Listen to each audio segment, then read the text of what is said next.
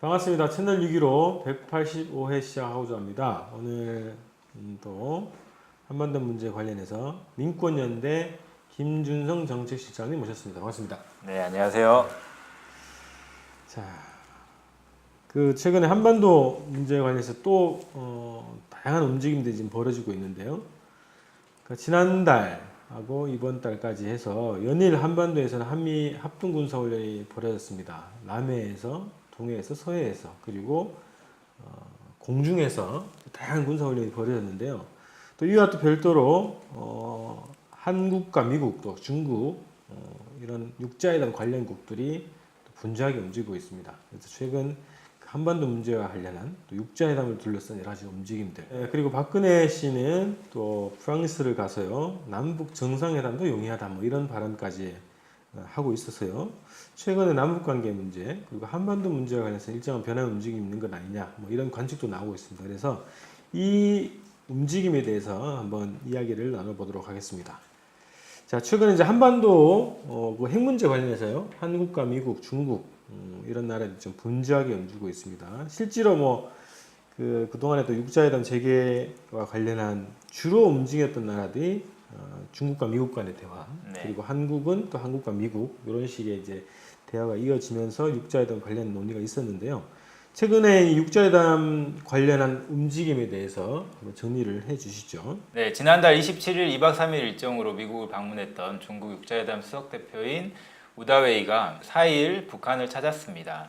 그래서 미중 간에 조율된 육자회담의 재개 조건을 놓고 북한과 입장을 타진하기 위한 방문이라고 지금 관측이 나오고 있는데요. 이것과 동시에 한국의 육자회담 수석대표인 조태용 수석대표가 6일 한미일 3자 협의를 진행을 하고 있습니다. 그래서 이 육자회담 당사자국들이 동시에 접촉을 활발하게 지금 벌이고 있는 거고, 그 다음에 조태용 수석대표는 이 일정 이후에 바로 중국을 방문해서 삼국 간의 조율된 입장을 중국과 다시 한번 타진을 한다고 합니다. 그래서 지금 나오고 있는 이야기로는 미국과 중국 간의 육자회담의 재개 조건과 그 다음에 의제, 강론들을 놓고 세부적인 조율을 하고 있다라는 지금 후문들이 흘러나오고 있습니다. 네. 자, 이게 굉장히 좀 압축적으로 지금 만남이 진행되고 있네요. 네. 자, 이 과정에서 또 보스워스 미국 국무부 전 대북정책 특별대표. 네, 맞습니다. 이 사람이 또 뭐 북한과 대화를 해야 된다 이런 얘기를 했다는데요. 네, 27일 날 우다이 대표가 이 방미를 했죠. 그때 즈음에 뉴욕타임스에 보스워즈가 바로 기고를 했습니다. 그 갈루치 전 차관보하고 같이. 그래서 공동 기고했다는 거예요. 이 두 사람이 이제 주되게 이 북한과 대화할 이유를 이제 기고를 했는데요. 그 주된 내용이 이겁니다. 현재 교차 상태는 북한이 핵 프로그램을 개발할 시간만 주는 거다. 그렇기 때문에 오바마 행정부가 북한과 대화를 빨리 재개해야 된다라는 내용이 들어가 있는데요. 거기서 이제 좀 자세히 보면은 미국과 북한에 서로 다 유연석을 이제 요구를 하면서 미국은 이제 북한이 대화에 앞서 취해야 할 요구를 완화해야 된다라는 이제 이런 주장을 하고 있는 거고요. 네. 그 다음에 북한 역시 시작할 단계뿐만 아니라 대화 전에 일정 정도의 신뢰 구축 조치가 필요하다라는 이제 이런 주장을 하고 있습니다. 미국과 북 양쪽에다가 요구하는 거네요. 그렇죠. 이 보즈워즈 이 사람이 얼마 전에 이 베를린과 런던에서 소위 이야기하는 1.5트랙 민관 이 반관 반민 대화를 지금 가지고 이런 입장을 한다라는 추정을 해볼 수 있기 때문에 상당히 지금 이제 북미 간에 어느 정도 수준에서 대화를 지금 진행해야 될 것인가에 대한 좀 상황을 좀 엿볼 수 있을 것 같습니다. 네. 지금은 대화도 대화지만 대화 자체가 목적이 아니라 타결이 목적이 돼야 될 시간인데요. 네, 그렇죠. 자, 그다음에 이제 한국 정부도 뭐 굉장히 또 적극적으로 나서고 있다 이런 얘기가 있어요. 어떤 내용인가요? 네. 원래 이제 박근혜 정부가 육자회담 돌아가는 국면에 상당히 소극적이었습니다. 이제 한반도 문제에서 그 당사자인 한국 정부가 가장 적극적으로 나서야 되는데 그럼에도 불구하고 계속 이제 거의 방관하는 그런 입장을 보여왔었는데요. 근데 갑자기 이제 박근혜 정부가 한반도에서 이 북핵 문제에 적극적으로 나서겠다라는 입장을 지금 보이고 있어서 상당히 주목이 됩니다.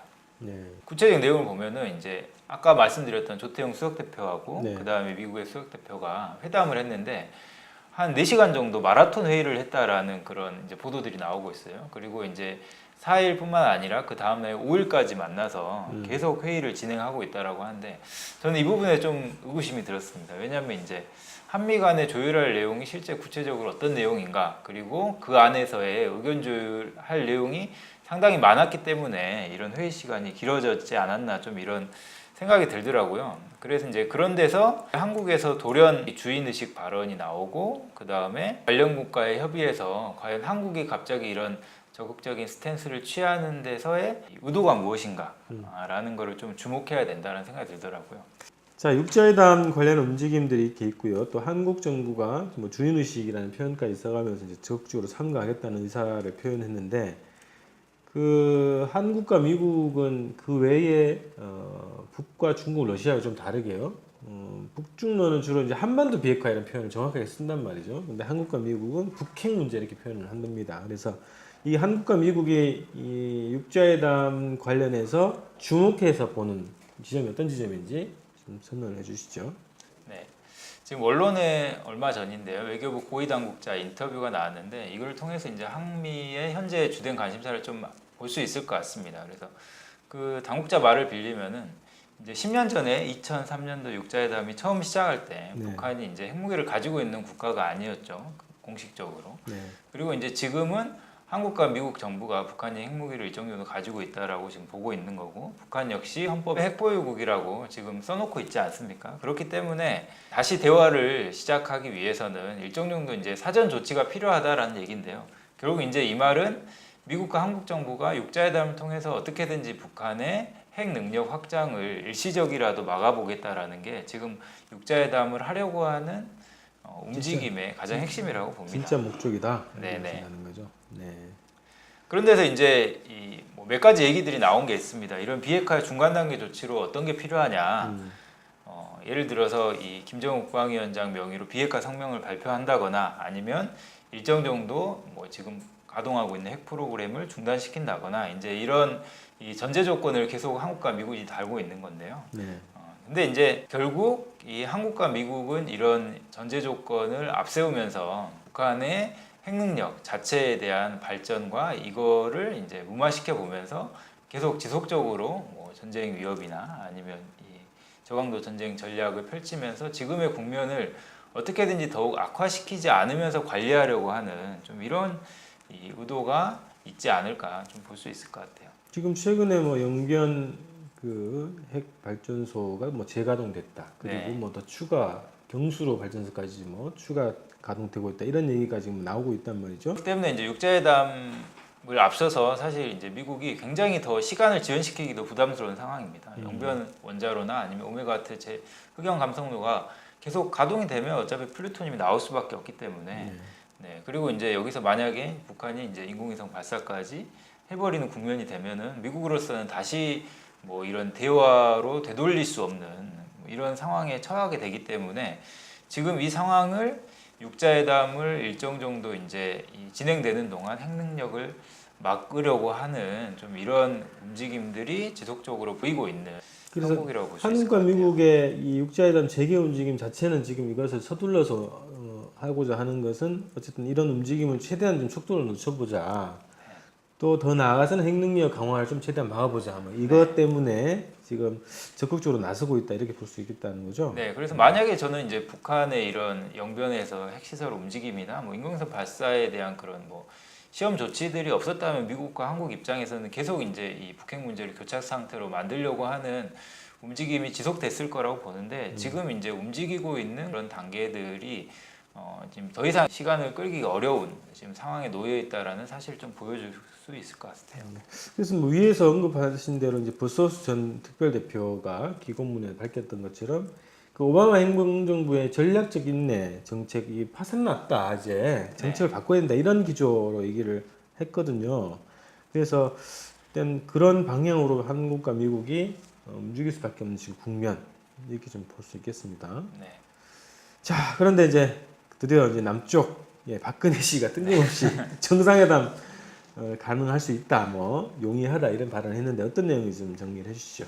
네, 이제 지금 뭐 박근혜 대통령이 영국 마차 타고 엄청 신났는데 이 박근혜 대통령 이건 후일담인데 박근혜 대통령이 지난 8월부터 가장 고대하던 일정이었다라고 그렇죠. 합니다. 연일. 그래서 여기서 이 엘리자베스 여왕을 만나면서 마차를 타서 무슨 옷을 입을까 네, 그런 이제 생각을 많이 했다라는 소문을 저도 좀 들었는데, 네, 아무튼 이제 이 서유럽 순방 중에 프랑스 일간지 르피가로지 인터뷰에서 북한의 김정은 위원장과의 회담이 남북 평화, 남북 관계 발전에 필요하다라고 판단이 되면 언제라도 만날 수 있다는 입장을 갖고 있다. 말을 엄청 어렵게 꽈가면서 뭐 그렇게 이제 이야기를 했는데, 이걸 가지고 이제 한국 언론에서 정상회담 발언이다라고 이제 얘기를 하면서 박근혜 정부의 남북 관계 정책이 바뀐 거 아니냐 뭐 이런 언급들을 많이 했습니다. 하지만 이제 이거는 뭐 일시적인 발언으로 좀 보이고, 왜냐하면 그 전에 출국하기 직전이죠. 29일 날 BBC와 인터뷰에서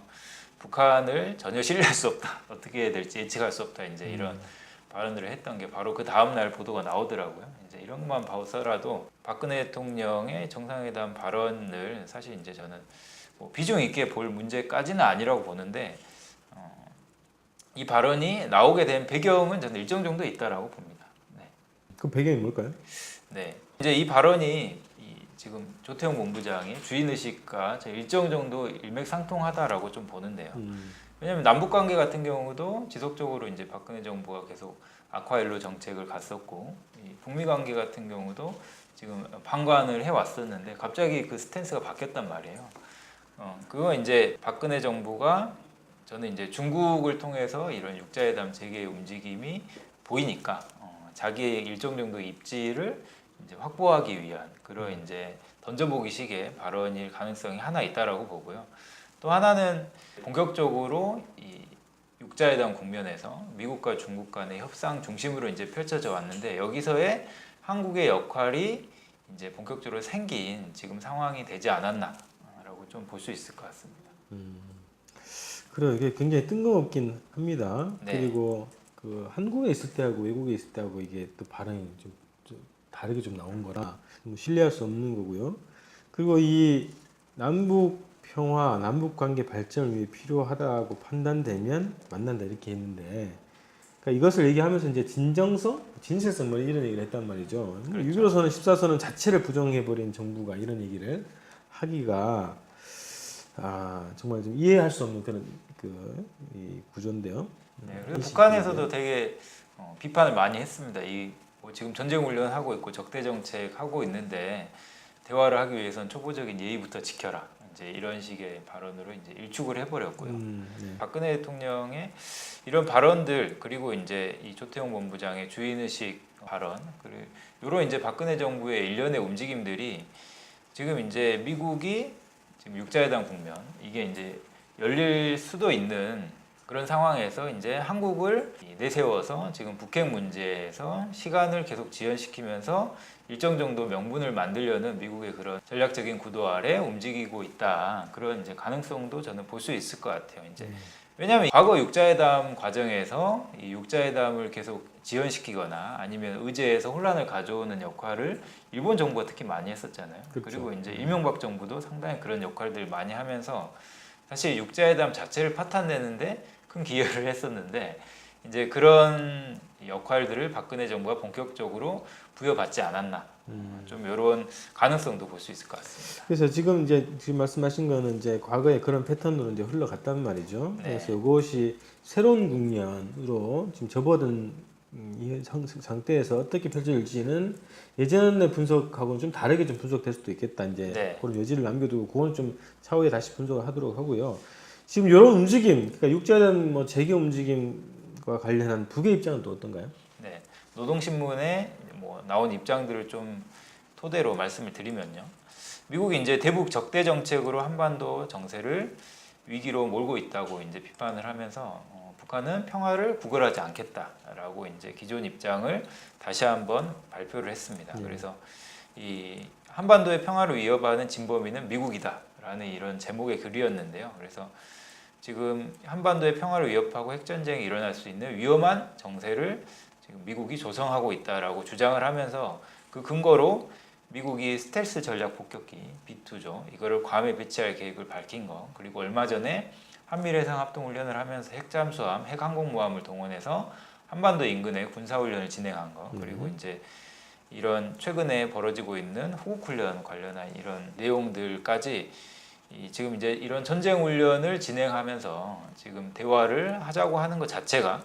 굉장히 어리석고 우둔한 짓이다라고 이제 주장을 하면서 육자회담 재개 관련해서도 우리가 도저히 받아들일 수 없는 문제를 대화의 전제 조건으로 해서 이 한반도 정세를 긴장 국면으로 몰아넣으려고 하고 있다라고 얘기를 하고 있습니다. 그래서 미국의 불가침 조약 체결이 무서운 함정이다라고 이제 북한은 이야기를 하고 있고, 이런 미국의 육자회담 재개 움직임 자체의 기만성에 대해서 주되게 이제 규탄하는 입장을 보이고 있습니다. 그렇죠. 지금 연일 한반도에서 한미일 또 한국과 미국 간의 합동훈련이 연일 뭐 벌어지고 있고 또 역대 최대 규모 뭐 이런 식으로 얘기를 하고 있는데 네. 이런 과정에서 육자회담이라고 하는 대화 형식을 검토하는 것 자체가 지금 모순되는 상황인 거죠.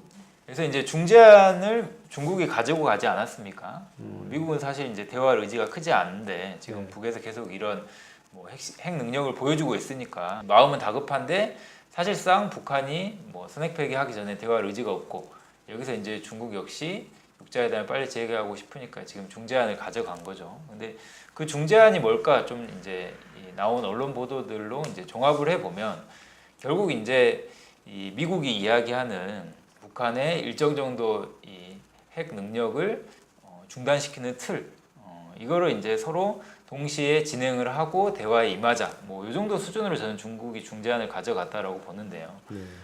그런 상황에서 사실 이 북한이 지금 얘기하고 있는 일관된 기조는 이런 것들을 실제 미국이 적대 정책을 폐기하는 그런 이제 모습을 보여야지 북한도 핵 능력을 더 이상 증대시키지 않은 모습을 보일 수 있다라는 이제 입장을 계속 반복하고 있기 때문에 이 중국의 중재안이 쉽게 이제 북한이 육자회담으로 재개되는 국면이 저는 열리기는 어렵지 않나, 좀 이런 생각을 하고 있습니다. 자, 이런 과정에서요. 케네스 배, 뭐 지난달에 그래서 어머님도 방북해서 아들을 만나긴 했는데요. 석방 검토 기사가 나오고 있어요. 어떤 네. 내용인가요? 네, 지난 11월 3일이 지금 케네스 베가 북한에 억류된 지 1년이 됐습니다. 북한에 이제 북한 법을 위반해서 지금 실형을 살고 있는데요.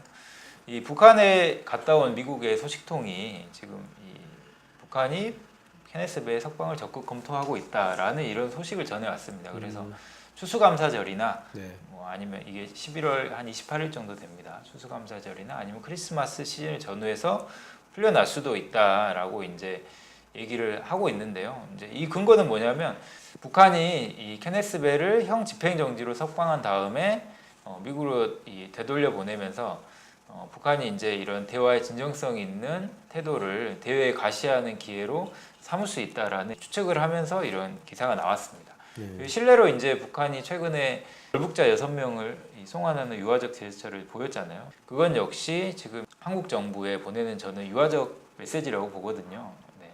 그렇기 때문에 이제 이런 케네스 베 석방 형태의 메시지도 던질 가능성도 있다라고 좀 보고 있습니다. 그러니까 이제 예전에 그런 그 유형과 좀 다르게 뭐 네. 미국의 고위 정치인이 가서 네. 그 데려오는 방식이 아니라도 일방적으로 그냥 석방할 수도 있다 이렇게 보는 네, 거죠. 왜냐하면 이제 케네스 베 억류 자체가 이제 북한에서 이야기하는 게 미국의 대북 적대 정책의 지금 그 일환으로 지금 들어와서 뭐 소위 이야기하는 간첩 행위를 했다라는 네. 거 아닙니까? 그래서 그것을 이렇게 이제 처벌할 수 있다라는 것을 지금 보여주겠다라고 얘기를 했기 때문에 1년 정도 이거를 이제 보여주고 지금 이제 인도적 조치 차원에서 석방할 수도 있는 거죠. 알겠습니다. 자, 이제 마지막으로요. 마루주키 다루스만 유엔 북한 인권 특별보고관이 다음 주에 한국을 온다고요? 네. 네, 왜 오죠? 북한 인권 특별보고관이라고요. 이제 유엔의 북한 인권 조사위원회 위원을 겸하고 있는 사람인데요. 네. 이 사람이 내년 3월에 유엔 인권이사에 제출할 정기 보고서를 작성하기 위해 이제 올 예정입니다. 이제 이런 움직임들이 지난 23일 날 입국을 한 수전 솔티 이 북한 뭐 자유연합 대표의 대북전단 살포 행위가 있었습니다. 그런 행위와 좀 비슷한 일환으로 지금 계속되고 있다라고 좀 볼 수 있을 것 같고요. 미국은 이제 이런 식의 이 겉으로는 이제 대화를 하자라는 메시지를 지금 꾸준히 보내면서 이 저강도 전쟁의 일환인 지금 북한 인권 문제, 뭐 그 다음에 다양한 이 북한 관련된 정치적, 경제적 이 공세를 계속 하고 있다라고 좀 볼 수 있을 것 같아요. 예. 이제 보고관이 오는 것도 결국은 그 미국의 대북 적대 정책의 일환이다 이렇게 좀 보시는 거죠. 네. 네, 알겠습니다. 자, 오늘 그 정상회담 발언 관련하는 거고요. 또 육자회담 관련한 움직임 이렇게 좀 분석을 해봤습니다. 고맙습니다. 네, 감사합니다. 주권방송을 아끼시는 해내외 시청자 여러분 반갑습니다. 주권방송이 평화통일과 주권회복을 위한 진보 언론의 사명을 안고 출범한 지 3년이 다 되어갑니다. 지난 3년간 왜곡된 역사의 진실을 알리고 민족 번영의 길을 모색하기 위해 열심히 뛰어왔습니다. 주권방송에 보내주신 결의의 성원과 격려에 감사드립니다. 앞으로도 역사의 진보와 민족의 통일을 향해 쉼없이 달려가겠습니다. 주권방송이 더 힘차게 달리기 위해 해내외 동포들을 주권방송의 새로운 주주로 모십니다. 참여 방법은 주권방송 홈페이지 615tv.net에서 주식 인수하기 배너로 들어오셔서 인수증을 내려받아 작성해서 보내주시면 됩니다.